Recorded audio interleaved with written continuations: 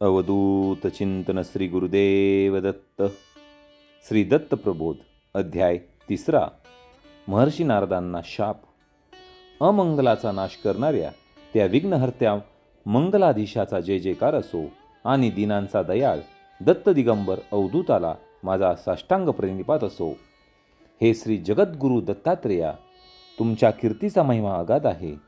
तुम्ही कृपावंत, दीनवंत, भक्तवत्सल असे आहात.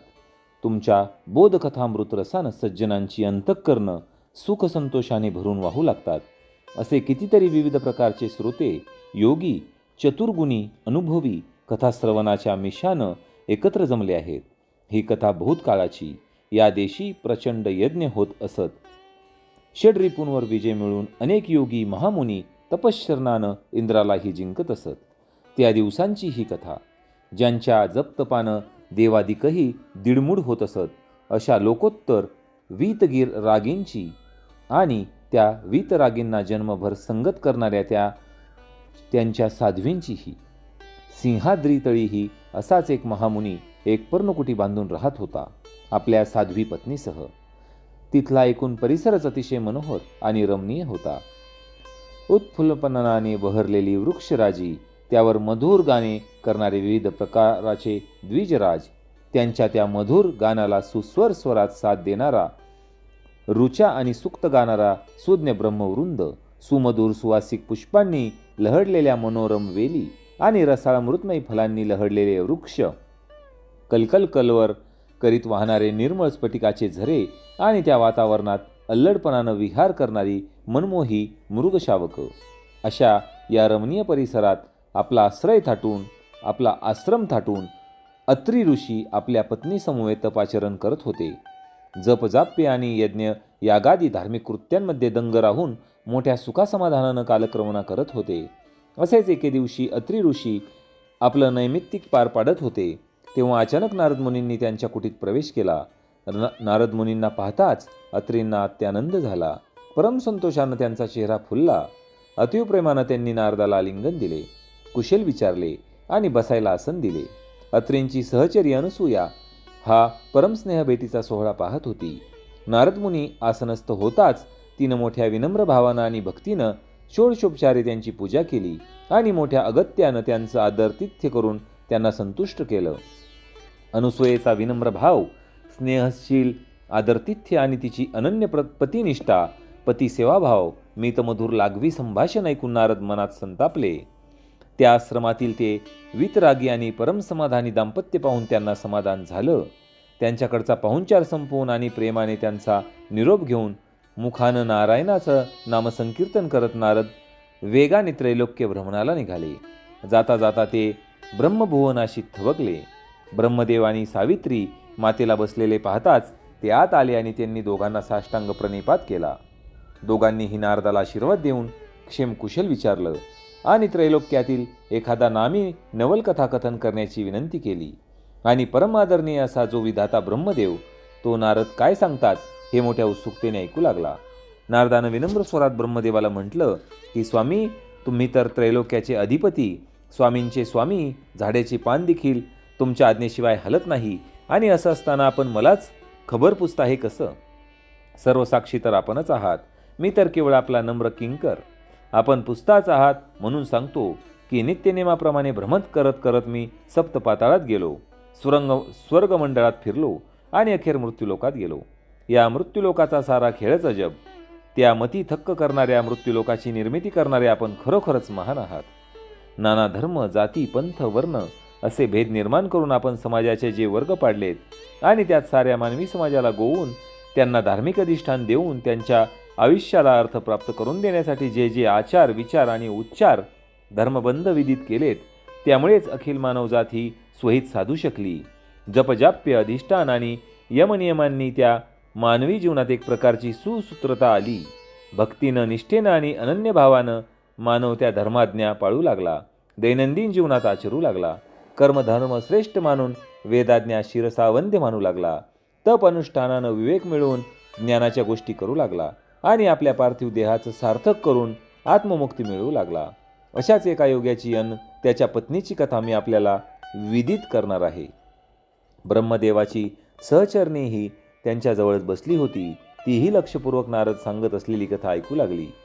नारदांना सांगितलं की ऐकावं महाराज, संसारात राहूनही विरक्त असलेली, योगिनी असूनही आतिथ्यशील गृहिणी असलेली, काया वाचा मनानं दिवसरात्र पतीची सेवा करणारी पतिपरायण अशी साध्वी मी पाहिली. अशी साध्वी त्रैलोक्य धुंडूनही सापडणार नाही. तिच्या पातिव्रत्याच्या नखाचीही सर कोणाला नाही. एवढं नारदांचं भाषण ऐकलं मात्र ब्रह्मदेव पत्नी सावित्री संतापली आणि त्यांनी त्यास शाप द्यायला निघाली. तेव्हा नारद पुन्हा थंडपणानं तिला म्हणाले, अशा संतापता काय?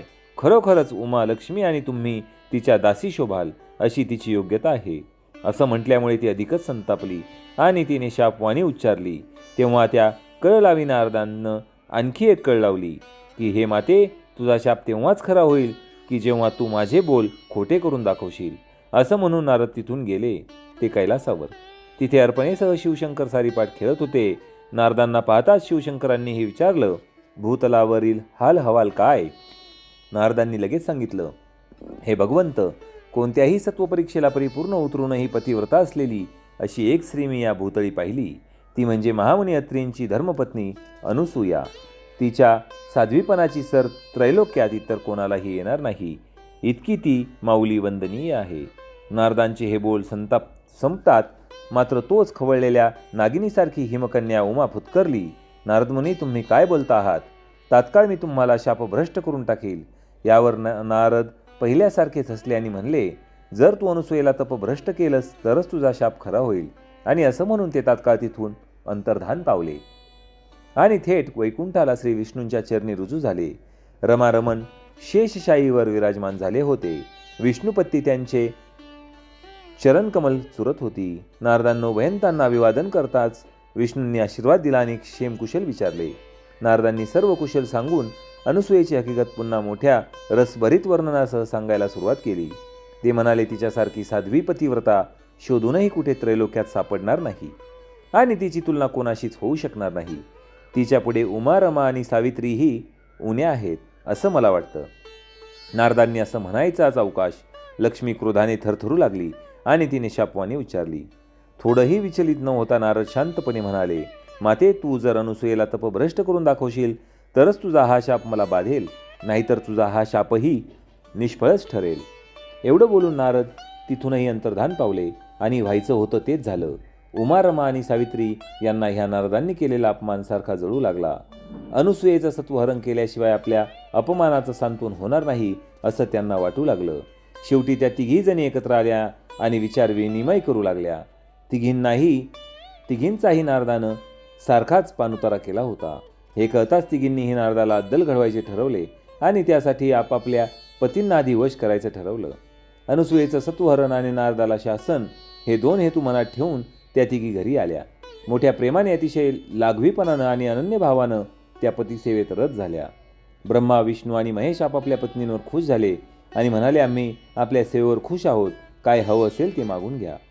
तिघींनाही आपापल्या यजमानांना आपल्या मनातला हेतू तिघींनीही सांगितला. तिघेही देवविचारात पडले. हे असलं करण्यात चांगलं काही घडणार नाही, उलट विपरीत प्रसंग ओढवेल असं समजावून सांगण्याचा त्यांनी प्रयत्न केला आणि साध्वी अनुसूयेच्या सत्वहरणाचा हट्ट सोडून द्यायला सांगितला. पण असं कोणी सांगून मनातला हेतू सोडून द्यायला त्या काही लेच्यापेच्या नव्हत्या. त्या तिघींनी वेगळंच अस्त्र वापरायचं ठरवलं. त्यांनी खाणं पिणं सोडलं, साजशृंगार सोडला, कडकडीत मौनव्रत धारण केलं आणि आपल्या मधुर लागवी स्वभावाचा त्याग करून उग्र रूप धारण केलं. त्यामुळे घरातलं सारं स्वास्थ्यच नाहीसं झालं. शांतता लोपली. ब्रह्मा, विष्णू, महेश पेचात पडले. काय करावं त्यांना समजेना. आपल्या सुकुमार सहचारिणींची ती अवस्था बघवेना.